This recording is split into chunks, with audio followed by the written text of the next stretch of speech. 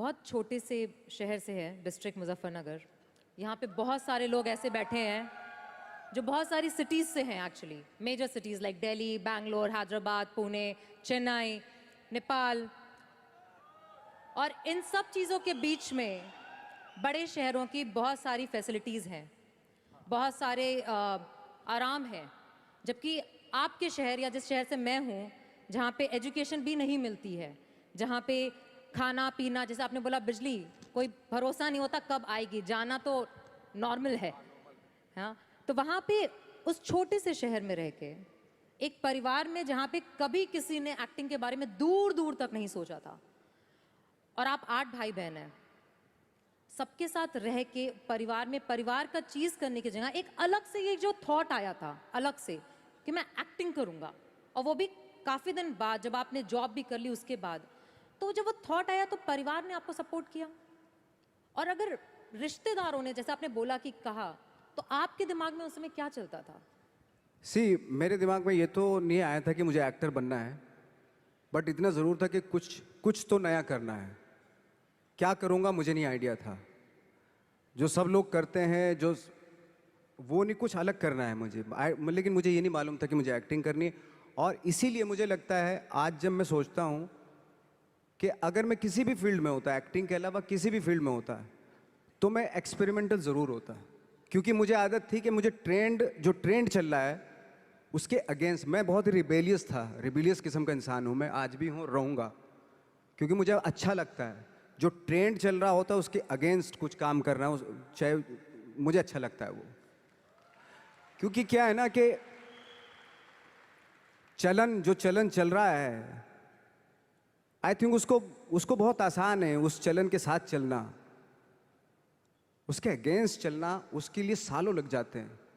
बीच बीच में आपको ये भी लगता है कि यार शायद पॉसिबल नहीं है, लेकिन जब पॉसिबल होता है ना तो तब बड़ा अच्छा लगता है। तब ये जैसे आज मुझे फील हो रहा है ना, तब ऐसा लगता है।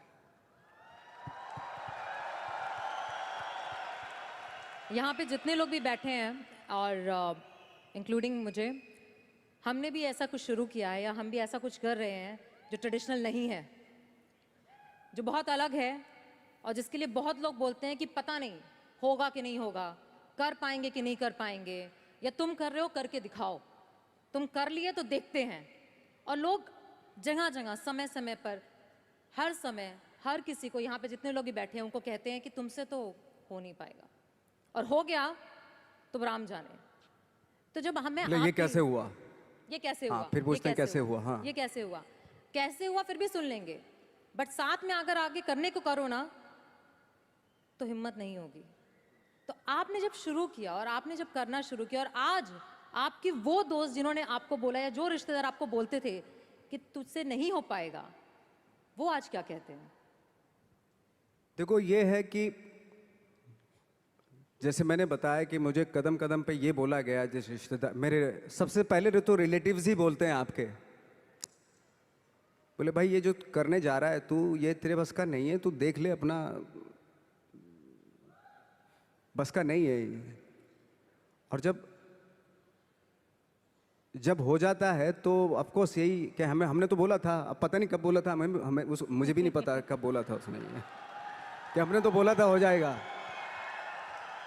एक किस्सा मुझे याद है कि जब मेरा एक मैगजीन आती है जीक्यू की मैगजीन पे, जब मेरा 2012 में मेरा छपा, तो मुझे एक बहुत बड़ी मॉडल थी मुंबई की, तो उन्होंने बुलाए, दोस्त थी, काफ़ी सालों के बाद, 3-4 साल के बाद मिलना हो रहा था।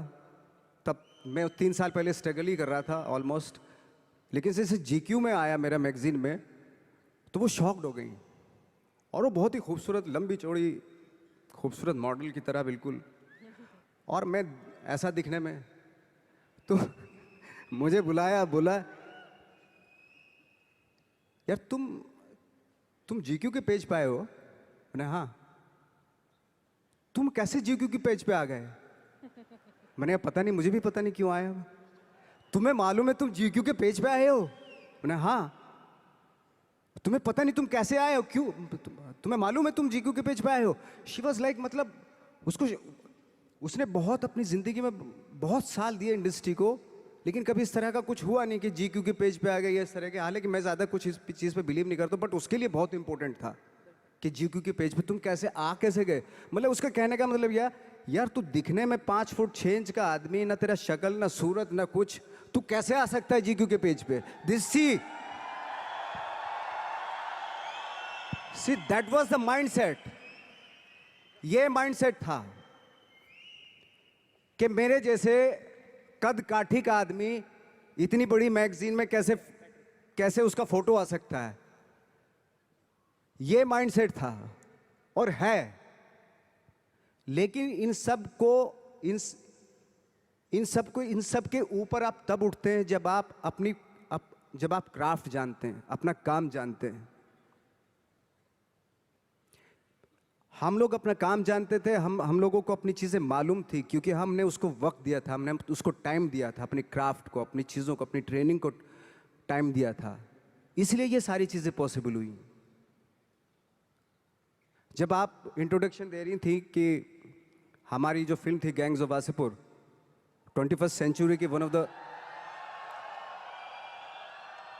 इंडिया से सिर्फ वही फिल्म है 21st सेंचुरी की, सिर्फ वही पिक्चर चुनी गई विदेशों के थ्रू।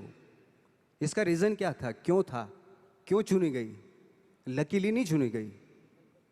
इसके पीछे डायरेक्टर की काबिलियत थी, लिखने वाले, उस फिल्म को लिखने वाले एक से एक लोग थे, और कम से कम 250-300 सिर्फ एक्टर थे। मैं बाकी लोगों की बात नहीं कर रहा, वो सारे थिएटर से थे, तो सारे ट्रेंड एक्टर थे, थिएटर से थे वो।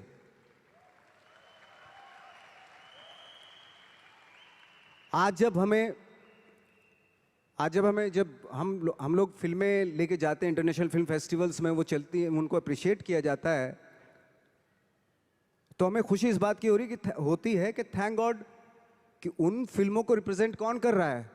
वो लोग जिनके पीछे जो वाकई जिनकी स्पेशलिटी अपने क्राफ्ट में है, जो पढ़ लिख के आए हैं, जो थिंकर हैं। सिनेमा ज़रूर कर रहे हैं, डायरेक्टर ज़रूर हैं, एक्टर ज़रूर हैं वो, लेकिन उसके पीछे उनकी बहुत बड़ी ट्रेनिंग है, बहुत बड़ा एक्सपीरियंस है।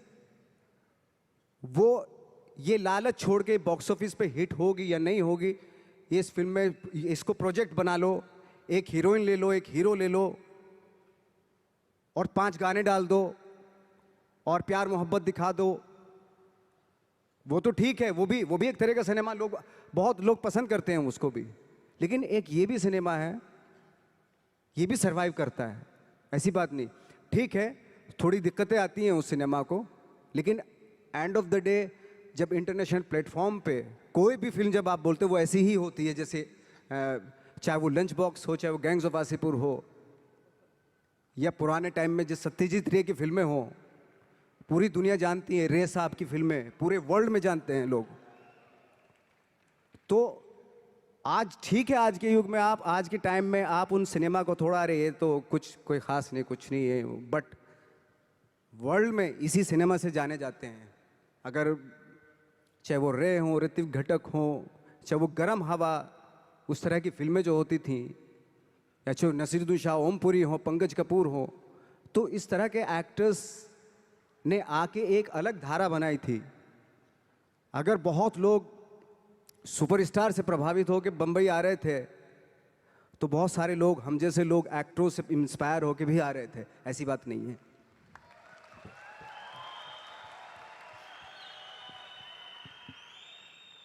नवाज, यहाँ पे जितने भी लोग बैठे हैं, जैसे आपने बोला कि ट्रेनिंग बहुत ज़रूरी है, और आप काफ़ी बार इस बात को मेंशन करते हैं कि ट्रेनिंग, समझना, अपने क्राफ्टमैनशिप को समझ के करना बहुत ज़रूरी है। हमारे अंदर भी एक कल्चर है जिसमें हम कहते हैं कि साथ में बैठना, रहना, जैसे आपने बोला साथ में रहना बहुत ज़रूरी है, तो हम हमेशा कहते हैं एसोसिएशन में रहना ज़रूरी है। अच्छी तालीम पाने की तरह हम कहते हैं कि अपने बिजनेस को समझना, उसके अच्छे और उसकी बुराइयों को जानना बहुत ज़रूरी है। और शायद आज ये मैजिक ट्रेनिंग में आपको इसलिए बुलाया है बिकॉज इनको भी यही ट्रेनिंग दी जा रही है कि विश्वास करो अपने सपने पे, लगे रहो, दिक्कतें आएंगी, बट समझो और समझ के जब करोगे तो एंड में सक्सेस ज़रूर मिलेगी। इस पूरी जर्नी में आपके, जब आपको कभी भी ऐसा फील नहीं हुआ कि बहुत हो गया, सफलता नहीं मिल रही है, लोग आगे पीछे, शायद कोई आगे बढ़ रहा था, जैसे आपने बताया कि आप पहले ऐसे माहौल में रहते थे जहाँ पे लोगों को एक्टिंग के लिए मिल जाते थे और आपको नहीं मिल रहा था, तो कभी छोड़ने का दिल नहीं किया आपको कि छोड़ देता हूँ, कुछ और कर लेता हूँ? और लोगों ने बोला होगा ज़रूर, छोड़ दो, कुछ और कर लो, क्योंकि यहाँ पे बैठे हुए बहुत सारे लोगों को ये बोला जाता है कि बहुत आसान है छोड़ना, छोड़ दो, नौकरी तो है, करते रहो, बिजनेस क्यों करना है? इसके लिए आप क्या कहना चाहेंगे? आई थिंक सबसे आसान काम है, जैसे आपने बताया नौकरी करना तो सबसे आसान काम है, लेकिन खुद से क्रिएट करना कोई चीज़ वो वाकई बहुत डिफिकल्ट है।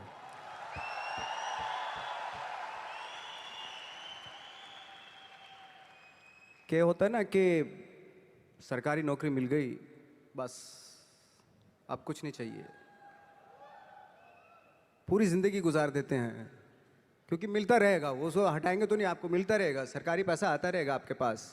लेकिन खुद से जब करते हैं ना, तो उसको करते हुए बहुत दिक्कतें आए, डेफिनेटली बहुत दिक्कतें आएंगी, क्योंकि खुद का कुछ क्रिएट कर रहे हैं आप, और क्रिएशन में हमेशा प्रॉब्लम आती है, वो आसानी से नहीं हो जाता, कोई भी क्रिएट चीज़ आसानी से नहीं हो जाती। आपके आसपास मुझे लगता है कि मोटिवेट करने वाले लोग होने चाहिए, आपके दोस्त ऐसे होने चाहिए जो आपको मोटिवेट करें, आपकी बातें सुने, ऐसे लोगों के बीच में रहिए जो आपको हर वक्त आपकी बातें सुने, आप चाह क्या रहे हो, क्या सोचते हो आप, उसकी रिस्पेक्ट करें। और सारे जो ग्रुप जो होता है वो उसकी थॉट को रिस्पेक्ट करके उसको एग्जीक्यूट करें, यू नो, वो बहुत ज़रूरी होता है। तो आई थिंक जैसे हमारे यहाँ भी होता है कि बहुत सारे टैलेंटेड एक्टर होते थे, जब हम दिल्ली से मुंबई की तरफ आते हैं तो बहुत सारे जत्था का जत्था 15-20 एक्टर्स आते थे, तो बीच बीच में गायब होने लगते थे वो, पता नहीं कहाँ, कोई कहीं चला गया, कोई कहीं चला गया, किसी ने छोड़ दिया, किसी ने दुकान कर ली, है ना, किसी ने कुछ कर लिया, ऐसे चले जाते थे। मैंने कहा वो एक्टर कहाँ गया, वो तो चला गया, क्यों? ये काम नहीं मिल रहा था यार। अच्छा वो तो यही है मुंबई, वो क्या कर रहा है? बोले कुछ नहीं कर रहा है, ऐसे ही। तो पता है ऐसा क्यों होता था? कुछ एक्टर थे जिनका सर्किल बहुत करेक्ट होता था, और कुछ एक्टर थे जिनका सर्किल जो है ना बहुत ही गंदा सर्किल था, डिप्रेस करने वाला, है ना, ऑलरेडी फ्रस्ट्रेटेड थे वो लोग, इस तरह का सर्किल था। तो हमेशा ना मुझे लगता है कि अवेयर रहना चाहिए कि मैं किन लोगों के बीच में रहता हूँ, वो बहुत ज़रूरी है। क्योंकि क्या होता है कि अगर आप डिप्रेस फ्रस्ट्रेटेड लोगों के बीच में रहोगे ना, तो आप भले एनर्जेटिक हो, टैलेंटेड हो, लेकिन 6-7 साल रहने के बाद आप भी वैसे ही हो जाएंगे, क्योंकि वो एनर्जी आपकी सक कर रहे हैं, आपको दे नहीं रहे कुछ भी, एनर्जी आपकी ले रहे हैं वो। तो बहुत सारे एक्टरों से जब मैं मिलता था, वो बिल्कुल ही गिव अप कर दिया था उन्होंने, फनी यार ऐसे क्यों दिखाई दे रहे हो ऐसे, और उनके थॉट भी बदल जाते हैं, पता है, वो सारी कंप्रोमाइज़ वाले, अरे यार जो भी है ठीक है, थोड़ा मोड़ा छोटा पोटा दिलवा दो जो भी बनेगा, यार तू तो बहुत टैलेंटेड था, तू इस बात पे आगे कि छोटा मोटा कुछ भी वो दिलवा दो, यानी कि कंप्रोमाइज़ कर लिया ना उसने लाइफ से अपनी। तो आई थिंक वो बहुत ज़रूरी होता है कि आप किन लोगों के बीच में रहते हो, क्योंकि एनर्जी जो होती है ना वो एक्सचेंज होती है, एनर्जी टकराती है एक दूसरे से। 2 पॉजिटिव लोगों को यहाँ पे खड़ा कर दो, आपको पता चल जाएगी, वो एनर्जी मालूम हो जाएगी। या 10 लोगों में 3 नेगेटिव एनर्जी खड़ा कर दो यहाँ पे, तो वो 3 जो नेगेटिव एनर्जी वाले होते हैं ना, वो 7 लोगों की एनर्जी ऐसे खींच लेते हैं। ये है, फैक्ट है ये बात। एनर्जी तो सर्वाइव करती है ना, ट्रेवल करती है एनर्जी। तो हमेशा मुझे लगता है कि ऐसे लोगों के बीच में रहो जो पॉजिटिव हो, जिनके थॉट बहुत अच्छे हों, जो नया कुछ करने की सोच में हमेशा रहते हो, जो कुछ क्रिएट करने की धुन में रहते हो। तो इस तरह के लोगों के बीच में रह के अगर रहते हैं आप, तो 3-4 साल भी आप 3-4 साल बाद भी आप भी वैसे ही हो जाते हैं। हमारे यहाँ भी एक कहावत है और एक आपस में कि एसोसिएशन में रहो, अपलाइन की सुनो, मतलब जो भी आपके साथ बिजनेस में काम कर रहा है, जो एक्टिव है और जो वर्किंग है, उसकी सुनते रहो, क्योंकि वो ही आपका भला चाहता है और वही आपको आगे बढ़ाना चाहता है और वो आपको हमेशा मोटिवेट करेगा। एंड आई एम श्योर कि यहाँ आने के बाद भी आपको मैजिक की पॉजिटिविटी महसूस हुई होगी। बिल्कुल ऑफ कोर्स महसूस हुई मुझे तो इसी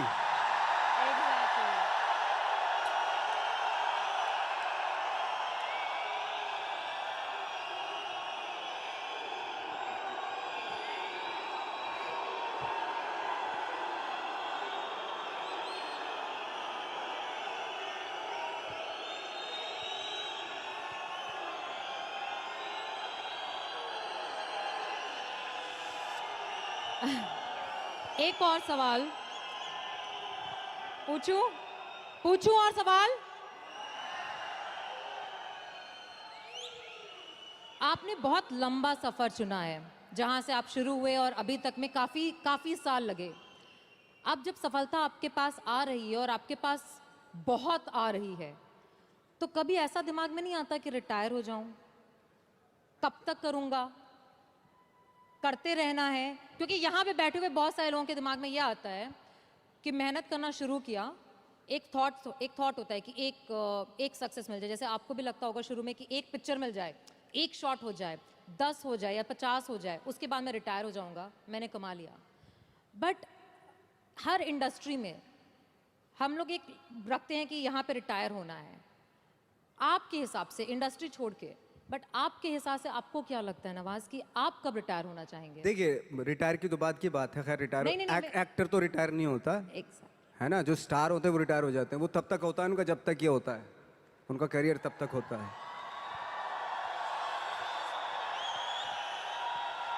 लेकिन सी इसमें और इसमें फर्क होता है, बिल्कुल है ना। तो जैसे मैं एक बात कहने वाला था, एक बात कह रहा था कि सिद्धि और प्रसिद्धि में फर्क है। प्रसिद्ध तो सक्सेसफुल तो कोई भी हो जाएगा। एक इंसान कपड़े उतार के बाजार में घूमने लगे, प्रसिद्ध हो जाएगा 1 मिनट में।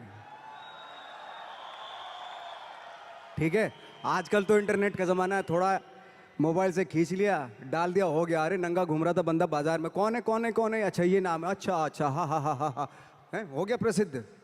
तो हमारे एक टीचर थे, वो हमेशा बताते थे प्रसिद्धि और सिद्धि में कितना फर्क है। पहले प्रसिद्धि लिखते थे और नीचे सिद्धि लिखते थे। प्रसिद्धि का प्र हटा दो, सिद्धि होता है। तो सिद्धि जो होती है प्रसिद्धि के भी ऊपर होती है। सिद्धि प्राप्त करना बहुत जरूरी होता है, सिद्धि प्राप्त करना बहुत मुश्किल है, प्रसिद्ध होना बहुत आसान है। हम यहाँ पे फ्रेंकली स्पीकिंग, मैं मुंबई में प्रसिद्ध होने के लिए नहीं आया था। मुझे इस फील्ड में सिद्धि प्राप्त करनी थी, इसलिए आया था मैं।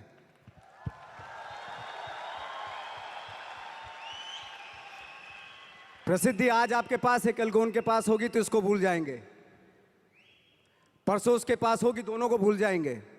लेकिन जिसके पास सिद्धि होगी ना, उसको आप कभी नहीं भूल सकते।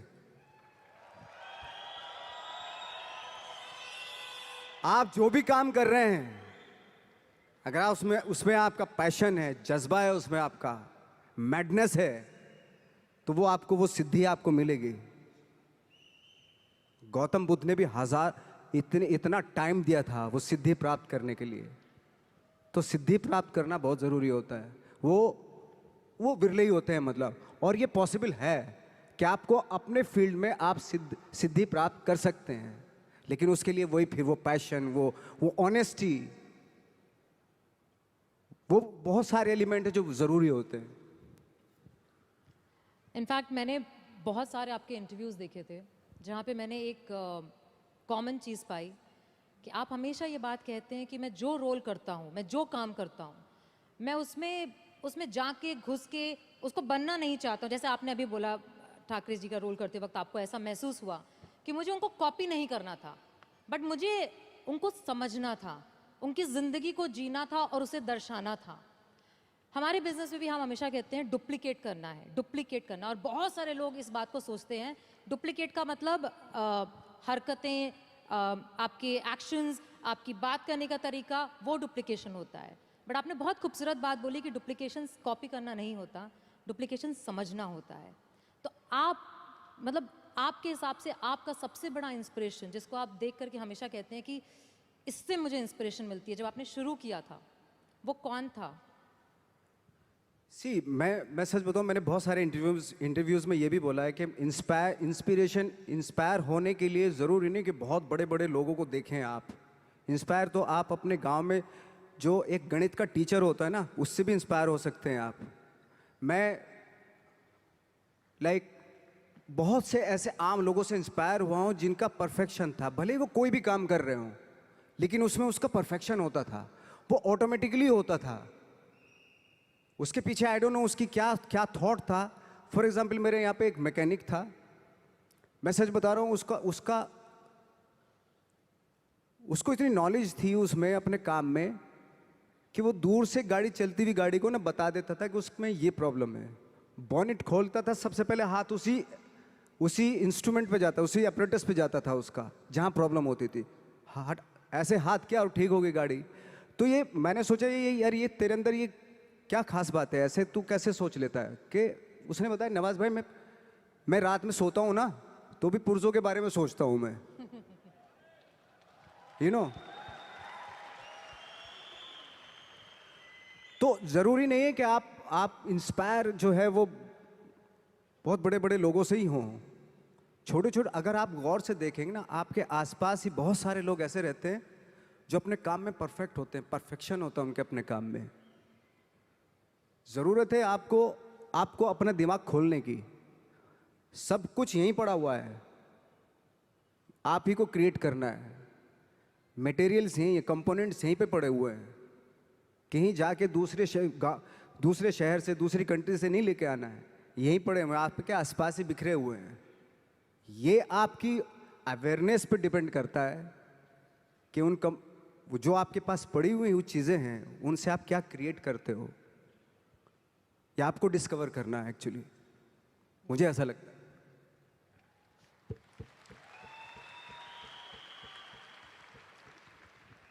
हमारे इस साल के मैजिक का थीम है ड्रीम, चेंज, इंस्पायर। और हम सब लोग बैठ के बात कर रहे थे और हमको ये लग रहा था कि अगर ये थीम सूट करता है ना, तो वो बहुत कुछ आप पे सूट करता है। बिकॉज आपने एक सपना देखा, आपने बदलाव लाने और दिखाने की चाहत रखी, और आज आप इस स्टेज पे नहीं, दुनिया के बहुत बड़े स्टेजों पे खड़े होके हर एक एक्टर को इंस्पायर कर रहे हैं। और आज यहाँ पे जितने लोग हैं वो इसलिए हैं क्योंकि वो भी आपसे वो इंस्पिरेशन देख करके, समझ करके, इस बात से जब वापस जाएंगे तो सिर्फ ये जानना चाहते हैं कि नवाजुद्दीन सिद्दीकी, जिन्होंने सारे चैलेंजेस देखे और सफलता इतनी पाई है, जो बहुत, जैसे कहते हैं ना, आप कह रहे थे कि मैं 5 फुट 6 इंच गोरा नहीं, बट बहुत सारे गोरे और बहुत सारे 6 फुट लोगों ने कभी सोचा भी नहीं होगा जो इन्होंने पाया है। एंड तो ऐसे बहुत सारे यहाँ पे बैठे हैं जिन्हें अपने ऊपर डाउट है, जिन्हें ऐसा लगता है कि मैं कर पाऊंगा क्या, जिन्हें ऐसा लगता है कि शायद मुझ में अब उस बात की एबिलिटी नहीं है, या मुझ में कुछ है नहीं, मैं कम हूँ। और हम जब स्टेज पे आते हैं तो हमें देख करके लोगों को ऐसा लगता है, आपको देख के आज लोगों को ऐसा लगता है कि इसने तो कर लिया, मैं नहीं कर पाऊंगा। तो ऐसे लोगों को आप क्या कहना चाहेंगे? उसने वो कर लिया जो उसको करना था, है ना। आपको वो करना है जो आपको करना है। अगर आप ये सोचेंगे कि उसने जो उसको करना था उसने कर लिया, अब मैं क्या करूं, तो फिर तो आप कुछ नहीं कर पाएंगे, क्योंकि आप तो फॉलो उसी को कर रहे हो। बिल्कुल। आपको खुद की अपनी आवाज़ सुननी पड़ेगी। एक्चुअली मैं क्या करना चाहता हूँ, इस मामले में बहुत ही इंडिविजुअल होना पड़ेगा, बहुत ही प्राइवेट होना पड़ेगा आपको, कि मैं क्या करना चाहता हूँ, मेरे क्या थॉट हैं, मेरे क्या ड्रीम्स हैं। पहले तो सपने देखने पड़ेंगे आपको, और सपने में भी कंजूसी नहीं करनी चाहिए।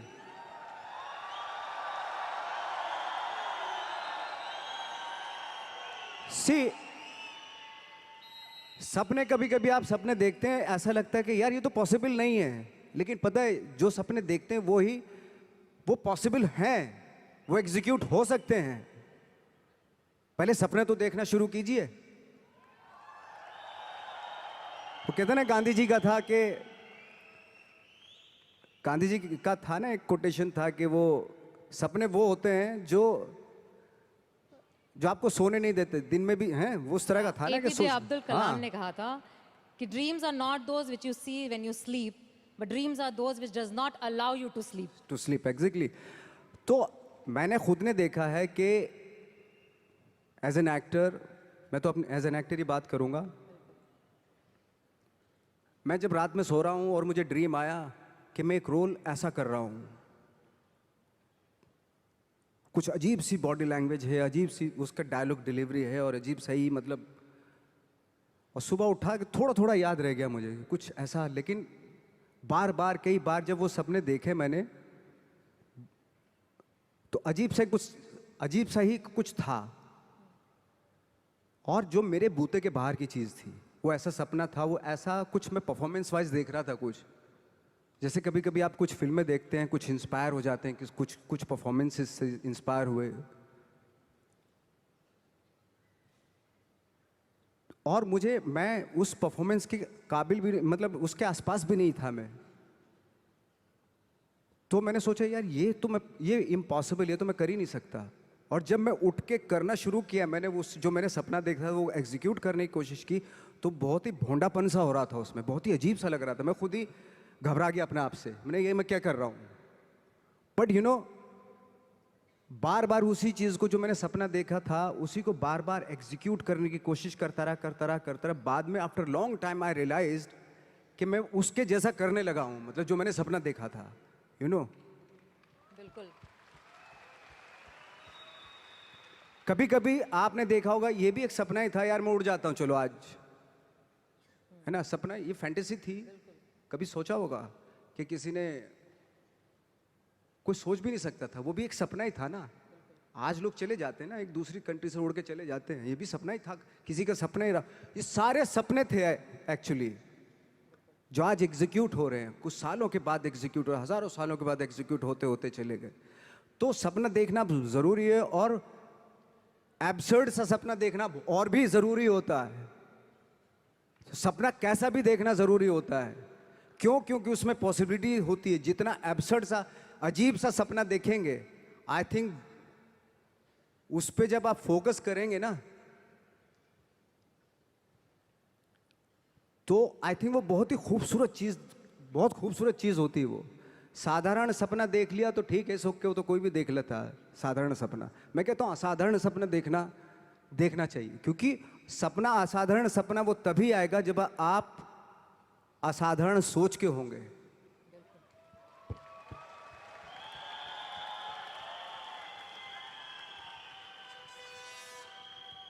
आपकी एक बहुत बहुत बहुत बहुत, मतलब कितने बहुत लगाऊं शायद कम होगा मेरे हिसाब से, एक सीरीज है,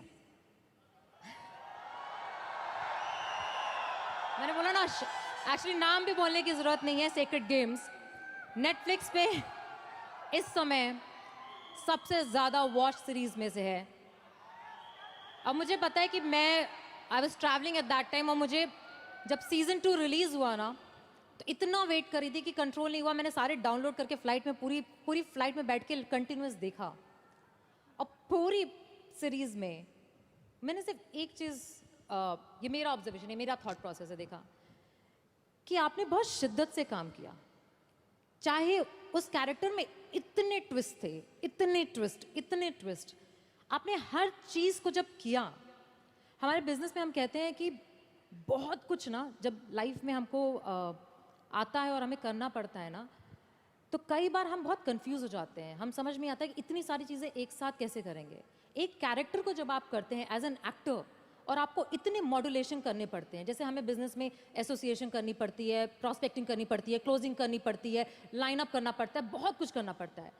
तो आपको कभी थकावट नहीं फील होती? आपको नहीं लगता कि यार मतलब मैं नवाज कहाँ चला गया, मैं एक्टर हो गया? थकावट उस काम से होती है जिसका शौक आपको नहीं होता। मुझे 365 दिन मैं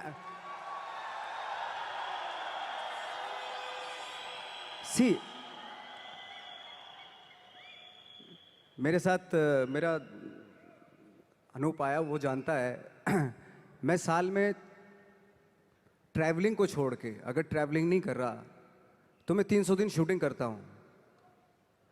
बाकी जो 65 डेज है ना वो ट्रैवलिंग के होते हैं। अगर ट्रैवलिंग के भी ना हो ना, मैं 365 डेज जो है ना शूटिंग ही करता रहूँ। मुझे इतना शौक है एक्चुअली।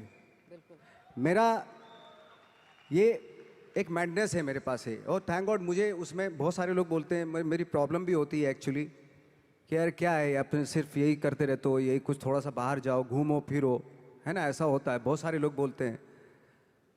तो मुझे लगता है यार, ये मैंने तो यही चाहा था ना, यही पैशन था ना मेरा, और यही मौका मिल रहा है मुझे, करने का मौका मिल रहा है, तो इससे मैं बोर कैसे हो सकता हूँ? अगर 365 डेज मुझे काम, पूरे 12 के 12 महीने आप यही करवाते रहें, तो इसी का तो शौक है मुझे। ये छोड़ के मैं कहीं और जा ही नहीं सकता एक्चुअली। अगर किसी को मुझे सज़ा देनी है तो मुझे एक्टिंग करवाना कम बंद करवा दे, तो मैं खुद ही ऐसे ही मतलब ख़त्म हो जाऊंगा। तो मेरा शौक है ये, और वो शौक जो है ना, वो आपका जो शौक होता है जब वो पैशन बन जाता है ना, तो वो आपकी लाइफ हो जाती है। तो आपकी लाइफ ना, जो ना तो किसी सक्सेस की मोहताज होती है। अगर आज मुझे फिल्मों में काम मिलना बंद हो गया तो मैं थिएटर करना शुरू कर दूंगा। वो बंद हो गया, मैं 2 लोगों को ले जाके यहाँ पे एक नाटक कर दूंगा, स्ट्रीट प्लेस करना शुरू कर दूंगा, क्योंकि वो मेरा पैशन है। मैं मोहताज नहीं हूं कैमरे का, है ना। मैं 2 लोगों को, 10 लोगों को लेके यहीं पे कुछ इम्प्रोवाइज करना शुरू कर दूंगा, यहीं कुछ एक नाटक बना लूंगा और सबको इनवाइट कर लूंगा, आ जाओ भाई हमने एक प्ले किया, आ जाओ देखो ना कुछ पैसे तो दे के जाएंगे ही ना आप, भले 1-1 रुपया दे के जाएं।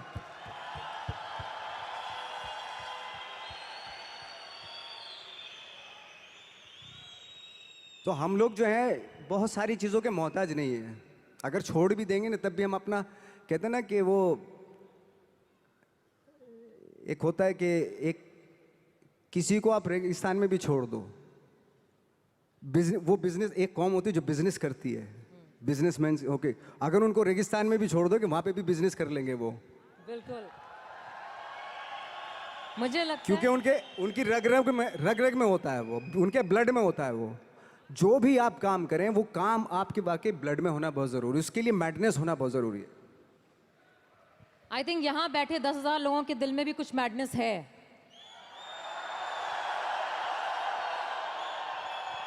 ये उनकी एनर्जी से पता चलता है, क्योंकि हर बार जब भी कोई ऐसी बात की जाती है उनका रिस्पॉन्स जो होता है वो 100% होता है। इसी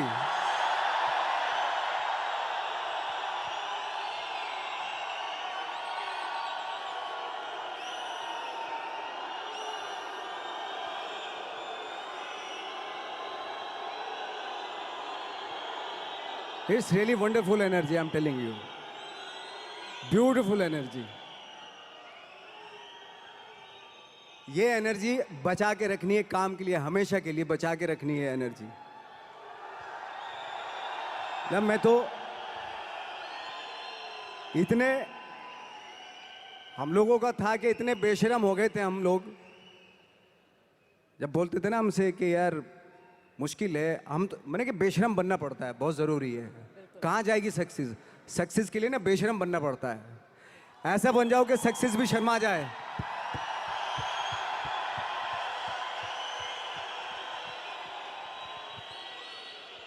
वो जब हम चैलेंज करते थे, कितने साल में, 10 साल में, 20 साल में, 30 साल में, 40 साल में, कितने साल में मिलेगी सक्सेस?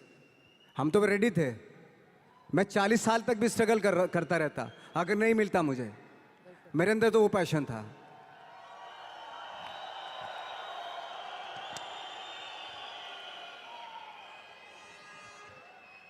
अगर मैं दिल से बोलूं तो नवाज, यहाँ पे बैठे जितने भी लोग हैं, और जैसे मैंने आपको बताया, हर इंसान के पीछे एक कहानी है कि वो कैसे यहाँ पे आकर के बैठा है।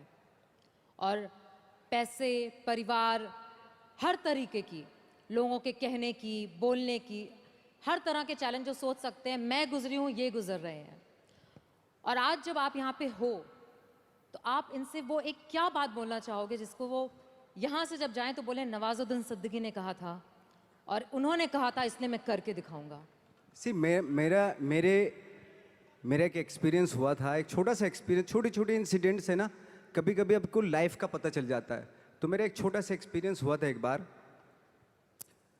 हम लोग जब 2000 में मुंबई आए थे तो बहुत सारे मेरे दोस्त यार भी आए थे, कुछ शादीशुदा थे, हमारे जैसे लोग अकेले ऐसे कुछ, हम लोग ऐसे ही आ गए थे, ट्रेनिंग सब लेके आए थे।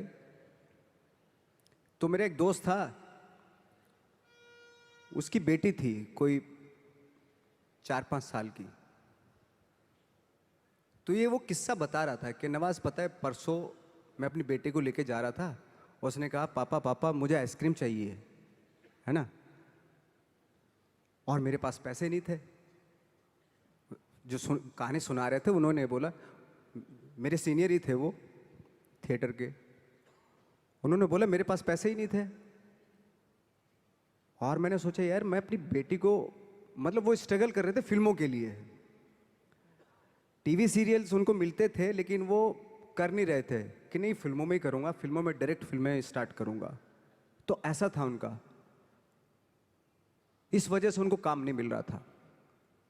तो उनकी बेटी ने जब बोला पापा पापा मुझे आइसक्रीम चाहिए, तो जब उन्होंने बोला कि बेटा मेरे पास पैसे ही नहीं है, तो नवाज उस दिन मैंने सोचा कि भाड़ में जाए टीवी सिनेमा या वो, मैं टीवी करूँगा लेकिन अपनी बेटी को जब भी बोलेगी आइसक्रीम खिलाऊंगा, हैं।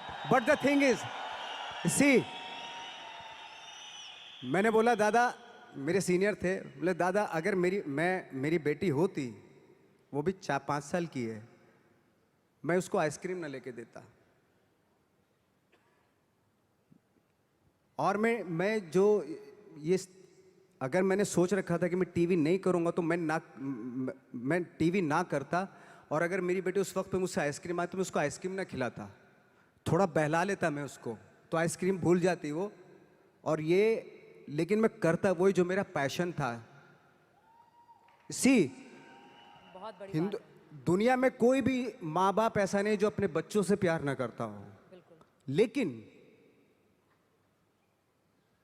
लेकिन आपका जो पैशन है, आप अपने पैशन से जब आप उसको अचीव करते हो ना, जब आपकी बेटी बड़ी होती है तब वो जो फक्र महसूस करती, गर्व महसूस करती है ना, उसकी बात कुछ हो रहा है। अभी वो 5 साल की, मैंने बोला वो अभी वो 5 साल की, मेरी बेटी अगर होती मैं उसको बहला देता।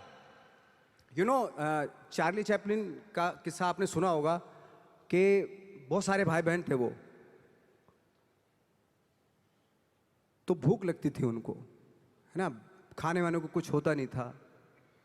तो उनकी जो मदर क्या करती थी, जब भूख लगती तो बच्चे माँ के पास आते थे, मामा भूख लगी है ये वो सब। तो उनकी मदर क्या करती थी, उनकी मम्मा क्या करती थी, जो विंडो थी उनमें सबको एंगेज कर लेती थी। वो देख सामने जो आ रहा है, देख कैसे चल रहा है, वो कैसे बात कर रहा है, वो देख हा हा हा हा हा, कैसे देख कैसे गिर गया, वो केले के छिल पे फिसल गया, वो सबको दिखाती थी।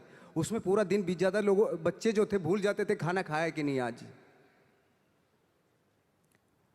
तो मुझे लगता है कि शायद वहीं से जन्म लिया था चार्ली चैपलिन ने। बिल्कुल। चार्ली चैपलिन ने जन्म ले लिया था, बट जो चार्ली चैपलिन बना वो वहां से बना था एक्चुअली। तो मेरे कहने का मतलब ये कि ठीक है, बच्चा है, बच्चे को तो आप संभाल सकते हो, तो बहला सकते हो, खाना खिला सकते हो, आइसक्रीम की जगह आज खाना खिला सकते हो, लेकिन बच्चे के लिए उस जिद के लिए, उसकी उस जिद के लिए आप कंप्रोमाइज़ करें, ऐसा मैं नहीं मानता। मुझे नहीं लगता कि वो आप अपने पैशन से कंप्रोमाइज़ करें। बच्चे को खाना ज़रूरी है उस एज में, आइसक्रीम भले ही ना खिलाओ। बहुत सारे बच्चे हैं दुनिया में जो खाना खाने के लिए तरसते हैं। बिल्कुल। उस बच्ची ने खाना खा लिया था, लेकिन वो शौक था उसका, आइसक्रीम खाऊं।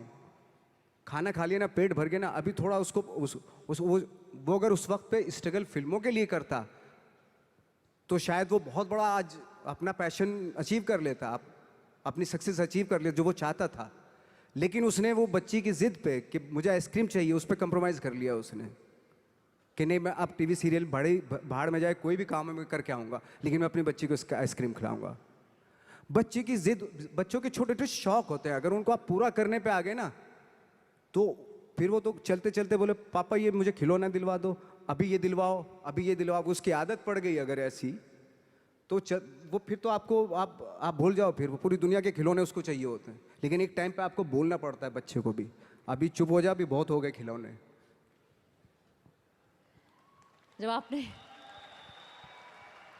मैंने जब बिज़नेस शुरू किया था नवाज़, आज से 8 साल पहले, तो मेरा बेटा उस समय 5 साल का था और मैं सुबह से लेकर रात तक काम करती थी। और कई बार ऐसा होता था कि जब रात में घर पहुंचती थी तो वो सो रहा होता था और सुबह उठ के सिर्फ उसको स्कूल छोड़ती थी, सिर्फ आधा घंटा। और बहुत सारे लोगों ने बोला था, बहुत सारे लोगों ने, तू कैसी माँ है, तू ऐसे कैसे कर सकती है, तू इतना इतना पैसे के पीछे इतना पागल है कि मतलब। और ना ही मुझे, यहाँ पे बैठे बहुत सारी लड़कियों को, बहुत सारे लोगों को परिवार वाले ऐसा बोलते हैं, एहसास दिलाते हैं कि तुम्हारी जिम्मेदारी ज़्यादा बड़ी है तुम्हारे सपनों से। बट आज 13 साल का मेरा बेटा है, आज उसको जो चाहिए ना उसको बोलना नहीं पड़ता, उसको ऑटोमेटिकली मिल जाता है, क्योंकि वो 8 साल में ना सिर्फ मैंने सपनों को फॉलो किया। और यहाँ पे बैठे जितने लोग हैं ना उस चीज़ को करने से इतना डरते हैं, जो आपने इतनी खूबसूरत बात बोली कि अगर हर चीज़ जो चाहोगे वो इसलिए दे दोगे क्योंकि तुम भागना चाहते हो, एग्जैक्टली, बिल्कुल, तुम छोड़ देना चाहते हो अपने पैशन को, बहाना है ये। एब्सोल्युटली। यही जैसे आप बता रही हैं कि मेरी एक फ्रेंड हैं, उनका जब बच्चा जिद करता था मामा मुझे बैट चाहिए, क्रिकेट का बैट चाहिए, तो वो माँ पता क्या बोलती थी कि जाके पूछ क्या कितने का है। तो जाता था, बाजार जाता था, वो पूछ कर कितने का बैट है, उसने बोला 300 रुपये का बैट है। बोले, और जब माँ से बोलता था कि मामा 300 रुपये का बैट है, तो दोबारा माँ उसको क्या टास्क देती मालूम है, उसको बोलती थी जा अब पूछ क्या कि डिस्काउंट कब मिलेगा इसके ऊपर। तो दोबारा जाता था वो उसी शॉप पे, अंकल ये डिस्काउंट कब आएगा इसके ऊपर, बेटा 3 महीने के बाद आएगा इसके ऊपर डिस्काउंट। तो माँ बोलती थी अब बेटा 3 महीने डिस्काउंट आ जाएगा ना तभी लेना। तो 3 महीने तक वो बैठता था। पेशेंस, पेशेंस, ये सारी चीज़ें सिखाना, वो आप लेने को तो दिलवा सकते हैं, तभी दिलवा सकते थे, लेकिन उसके जो 3 महीने बीते उसमें पेशेंस में, वो आगे उसकी लाइफ में काम आएंगे।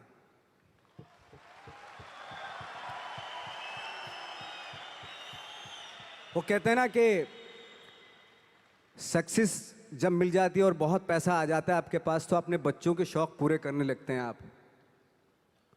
जब वो बड़े होते हैं ना बच्चे, उनको करने की क्या ज़रूरत है, हमारे तो शौक पूरे हो गए, हमारा बाप तो रखे गया, सब कुछ है, पूरा एम्पायर रख के गया हमारे लिए, हमें करने की क्या ज़रूरत है। तो उस तरह के हो जाते हैं वो बच्चे। जब तक उनको एहसास कराना बहुत ज़रूरी है कि इसलिए आपने देखा होगा कि बहुत सारे हमारे यहाँ स्टार हैं, तो उनके जो बच्चे हैं उनको बना बनाए सारी चीज़ें मिल जाती है। कभी कभार ऐसा भी होता है, एक आध एग्जाम्पल बता रहा हूँ मैं जनरली नहीं बता रहा हूँ। आजकल तो खैर माँ बाप जो है बहुत समझदार हो गए हैं, वो अपने बच्चों को, चाहे वो स्टार हो चाहे आप हो हम हो, कि अपने बच्चों को कैसे पालना है, तो वो बहुत समझ से पालते हैं आज की डेट में। जैसे बहुत बड़े स्टार थे हॉलीवुड के, तो उनका बेटा बहुत बिगड़ा हुआ था, शायद बहुत सारे लोग नाम भी जानते होंगे, बहुत बिगड़ेल बच्चा था। तो कई बार उसने कुछ गाड़ियाँ भी बड़ी रैश चलाता था ऐसे ऐसे, और एक बार जेल में चला गया वो। तो जब वापस आया तो बोले पापा आपने मुझे मतलब मेरी बेल नहीं करवाई। तो पापा ने बोला कि यार ऐसा है, और उसने जो सारी प्रॉपर्टी है अपनी ट्रस्ट के नाम कर दी, जो स्टार था उसने। तो उसने बोला कि ना तो आपने मेरी बेल करवाई और सारी प्रॉपर्टी जो है आपने ट्रस्ट के नाम कर दी, मैं आपका बच्चा नहीं हूँ क्या। तो उसने बोला कि अगर तेरे को मैंने नाम दिया है, अगर तू काबिल होगा ना इसी नाम से सब कुछ कर लेगा। अगर मैं सोच के तुझे पैसा दूंगा क्योंकि तू काबिल नहीं है, मैं जितना भी पैसा तुझे दूंगा ना वो भी बर्बाद कर देगा। तो अगर काबिल होगा तो अब खुद ही क्रिएट कर लेगा सारी चीजें।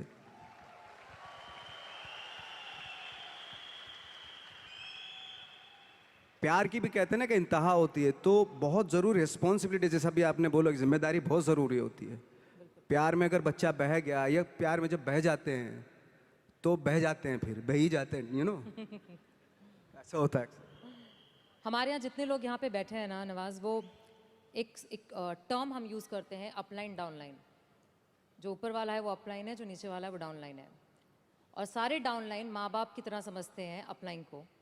और जितनी आपने बातें बोली वो सारी कुछ यहाँ पे उसी तरीके से ही लागू होती हैं कि लोगों को ऐसा लगता है कि आप तो सक्सेसफुल हो तो हमको तो दे दो, कर दो, हेल्प कर दो, एक डीआर कर दो, कुछ नीचे डाल दो, जेनोलॉजी बढ़ा दो, मेरे प्लान्स कर दो। बट माँ बाप जो हम लोग हैं वो हर बार कहते हैं खुद करो, खुद सीखो, खुद समझो, खुद गिरो, खुद उठो। और जितने लोग यहाँ बैठे हैं वो बहुत बार गिर चुके हैं और हर बार उनको ये भी पता है कि गिरते हैं तो माँ बाप हमेशा होते हैं उठाने के लिए, बट गिरना ज़रूरी है, गिरना ज़रूर, बिल्कुल बिल्कुल। गिरना ज़रूरी है। वो कहते हैं ना कि फील्ड में रहोगे तो छक्का लगता है। क्रिकेट के हिसाब से देखें, पवेलियन में बैठ के थोड़ा ना छक्का लगता है, फील्ड में रह के छक्का लगता है।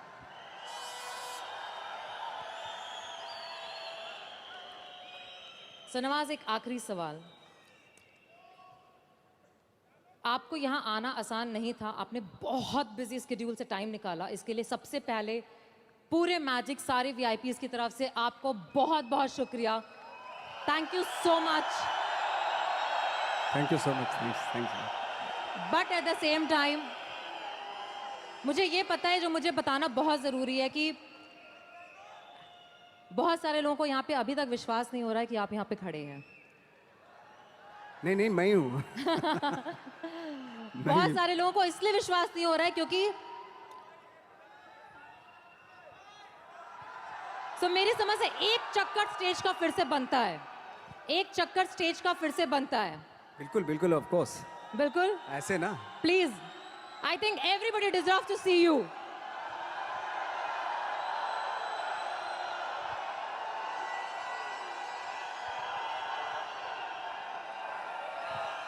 Guys, is this what you want to show off magic? This is Nawazuddin Siddiqui here in Magic. Do you want to give him just like that a love?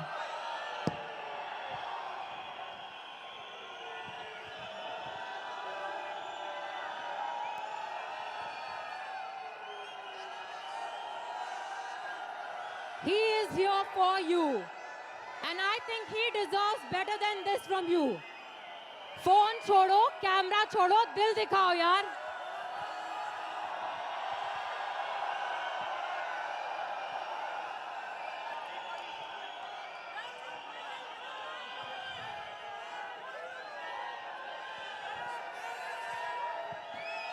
Nawaz,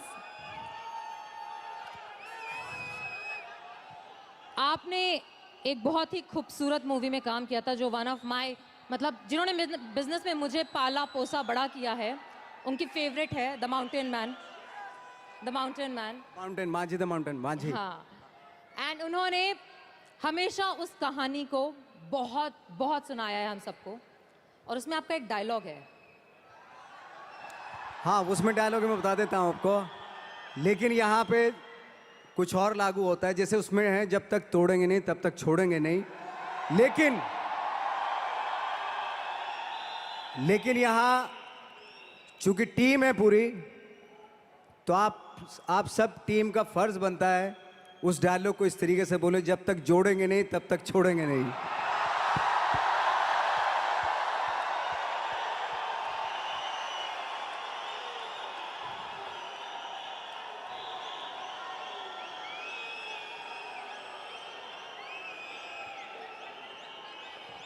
तोड़ने से पहाड़ टूटता है, फिल्म में ये था, लेकिन आपके जुड़ने से पहाड़ बनता है, ये सच है।